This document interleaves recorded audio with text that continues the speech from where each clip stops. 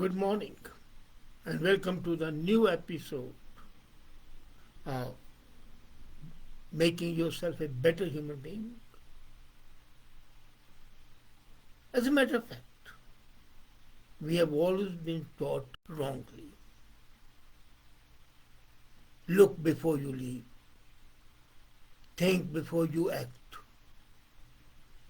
These are misleading to a great extent because when we say think before you act, we don't say think quick. Thinking before acting is helpful, but only up to a certain point. Overthinking can kill your productivity, your capability, and it can impair your ability to take decisions in numerous ways. It's ridiculous, kills initiative, kills drive, and yet people, well, let me think and then I'll do. No. Remember Hamlet, Shakespeare's. Thus the native view of resolution is sicklied over with pale cast of thought. Too much of thinking makes you a coward. Would it be? Would it not be? You can never come to a decision. And I have seen in my own way, in my own life, that when I think, then I start wavering. And the comment made by Singh Jaspal of Mississauga was very pertinent. He said, when I used to like about one of my boss while serving with Tatas, was a practice of his in taking decisions. If it needed any amendment, the time there was to send an amendment before the original was put into action. I believe in 1 minute manager concept. Take decisions, and when they are based on your intuition, based on your experience, 9 out of 10 times they'll be justified. And even the best of thought cannot guarantee 100% results. Suppose there's a war going on, and the general starts thinking, should I do it? Should I not do it? Should I go? No, strategy is formed separately, but when you are in action mode, then you have to take action. Constantly thinking, ruminating on a problem can be detrimental, as I said, to your productivity and your creativity. And now research has shown that overthinking can reduce the number of available working memory and make it harder to make high quality, long term decisions. Short term you may. Though it may sometimes be beneficial to weigh up all the actions, sometimes, but excessive analysis often leads to more anxiety, regret, and dissatisfaction. And that's why I say start acting rather than thinking. Thinking is required, again I said, but we have to differentiate between overthinking and taking action. Now you must be thinking, how can overthinking kill an initiative? This is important to understand that being overtly focused on the potential outcomes of the problem slows down your decision-making capability, increases procrastination. All these procrastinators, they think only, they don't act.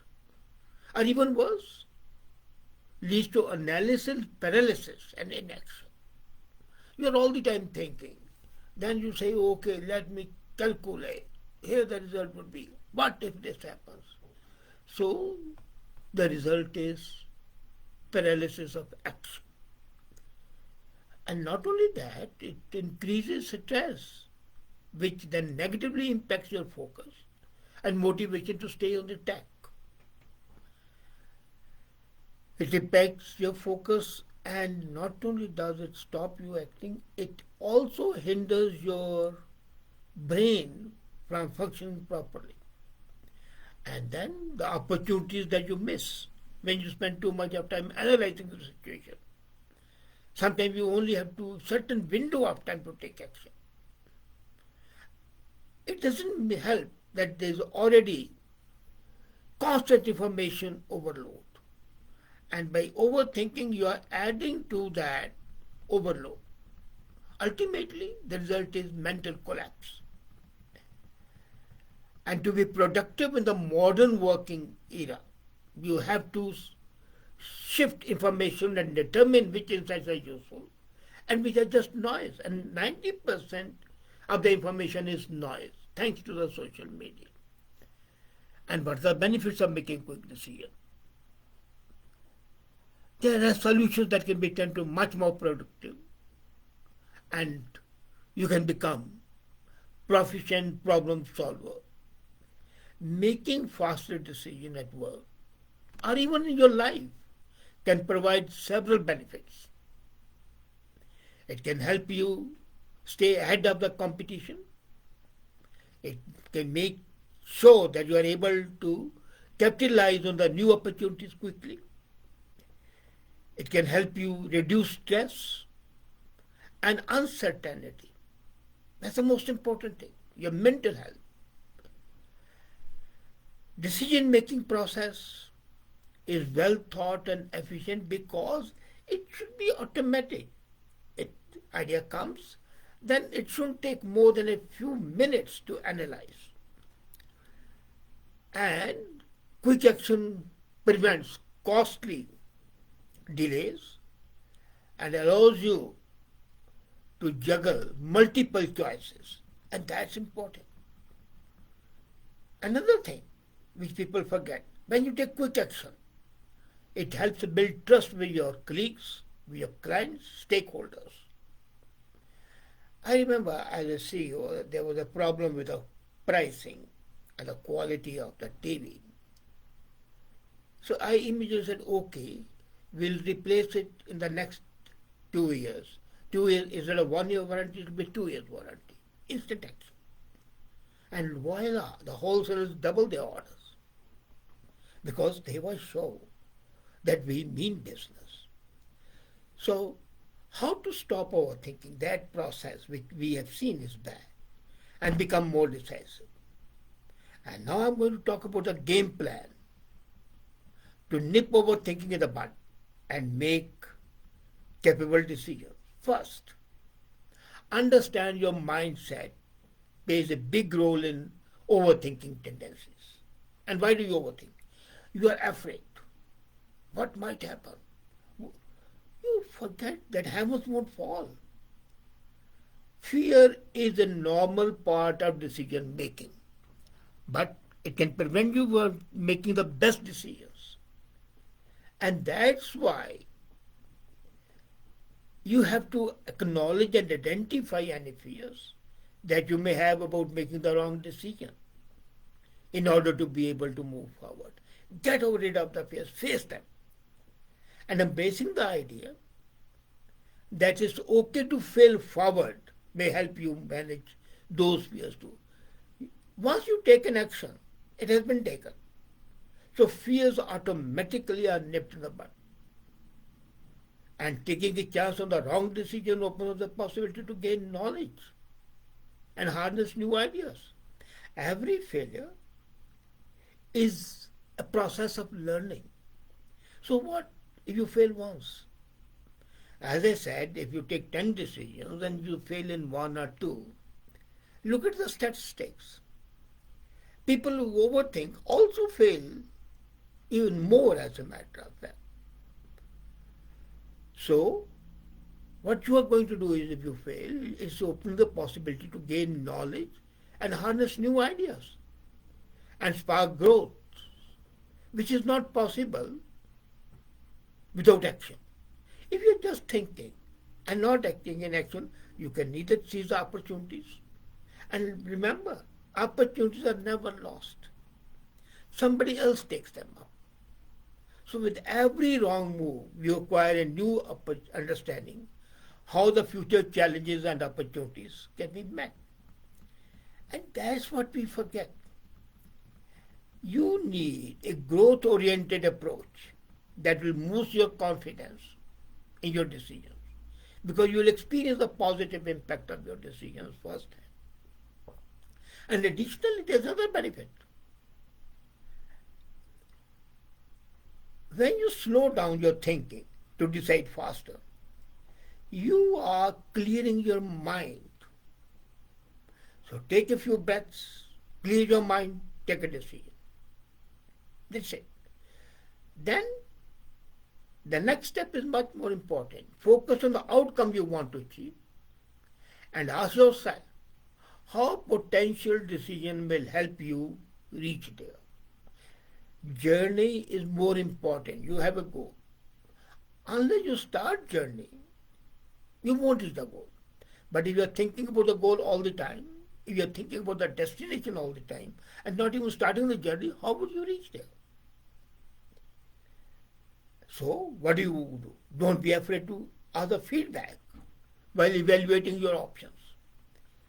Talking to someone who can provide an objective view, outside perspective, is very helpful. And that's why I used to say, when I was CEO of the consultancy unit, I would tell the clients, look here, you have a prejudiced mind. Your employees will never tell you the truth for the simple reason they don't want to annoy you. They want to be safe as well. But a consultant has no extra grind. An honest consultant. He'll tell you this is bug, or junk, or good idea. Still feeling stuck if you are, the good old list of the pros and cons can help.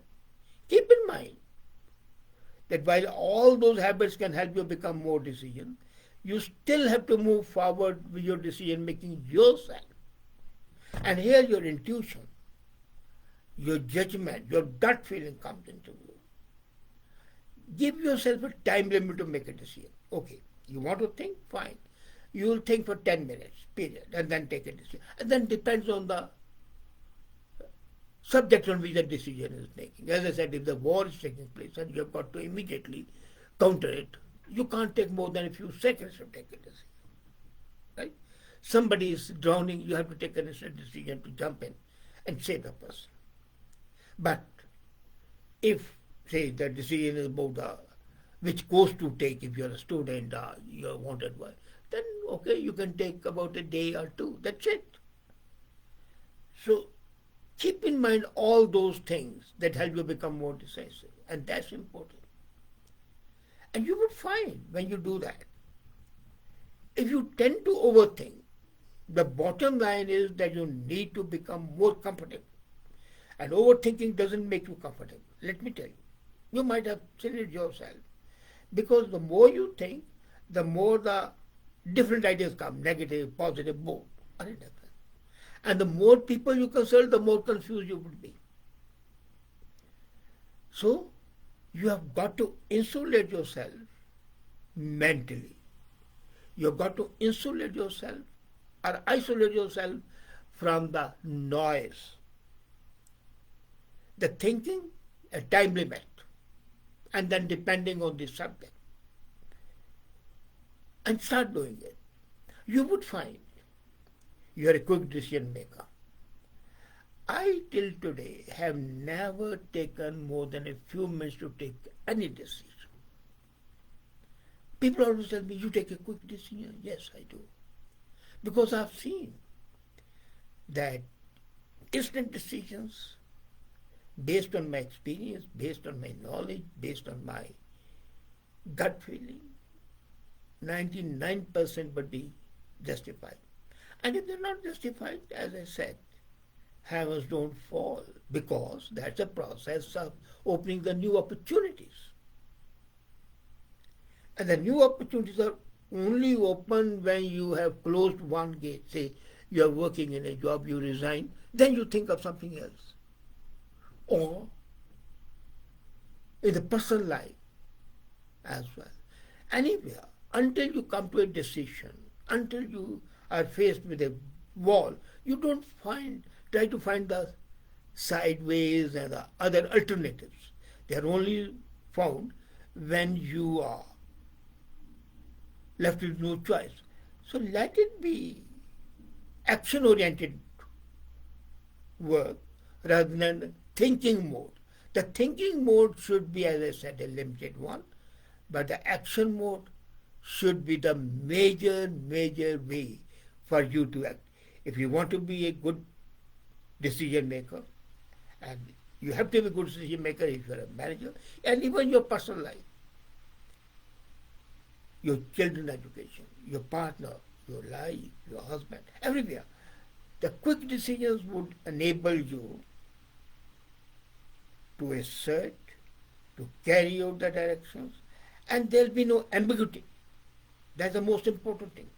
You will be save all the ambiguities, and you will be a better human being, a better manager, a better worker with better productivity, and the people will know that what you say you mean, and that's what's most important.